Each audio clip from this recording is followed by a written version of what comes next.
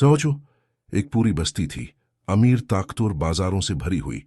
लेकिन एक दिन आसमान से ऐसा अजाब आया कि कुछ ही लम्हों में सब कुछ खत्म हो गया।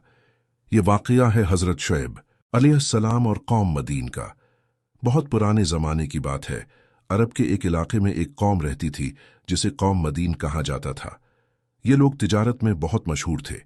उनके बाजार हमेशा भरे रहते थे, काफिले आते जाते रहते थे। लेकिन उनके अंदर एक बहुत बड़ी बुराई आ चुकी थी। वो लोग तोल और नाप में धोखा देते थे। जब किसी से सामान खरीदते तो कम दाम देते, और जब बेचते तो तोल कम कर देते। सिर्फ इतना ही नहीं, वो लोग जमीन में फसाद फैलाते थे, रास्तों में लोगों को रोकते थे और अल्लाह की राह से लोगों को दौर करते थे। तब अल्लाह ने उनकी हदायत के लिए उन्हीं में से एक नबी भेजा, हजरत शुएब अलैहिस्सलाम। शुएब अलैहिस्सलाम ने अपनी कौम से कहा, लोगों, सिर्फ अल्लाह की इबादत करो, नाप तोल ठीक करो और जमीन में फसाद मत फैलाओ। लेकिन कौम ने मजाक उड़ाना शुरू कर दिया। उन्होंने कहा, क्या तुम चाहते हो कि हम अपने माल में जो चाहे ना करें? कुछ लोग तो इतने घमंड में थे कि कहने लगे, अगर तुम सच्चे नबी हो तो हम पर अजाब ले आओ। शुएब अलैहिस्सलाम ने बार बार कहा, मैं तुम्हारा भला चाहता हूं, मैं नहीं चाहता कि तुम पर वही अजाब आए जो पिछली कौमों पर आया। लेकिन कौम और ज्यादा जद पर उतर आई। उन्होंने धमकी दी, शुएब, या तो तुम हमारे दीन में वापस आ जाओ या हम तुम्हें और तुम्हारे साथियों को शहर से निकाल देंगे। तब शुएब अलैहिस्सलाम ने अल्लाह से दुआ की और फिर एक दिन अजाब का वक्त आ गया।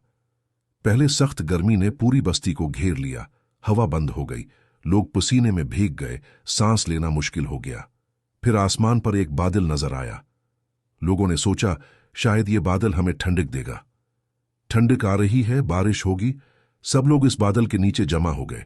लेकिन उन्हें क्या पता था कि वो अजाब का बादल था। अचानक आसमान से आग और बजली गिरने लगी। जमीन जोरदार जलजले से हल उठी। एक खौफनाक चीख जैसी आवाज ने पूरी बस्ती को हिला दिया और कुछ ही लम्हों में पूरी कौम मदीन खत्म हो गई।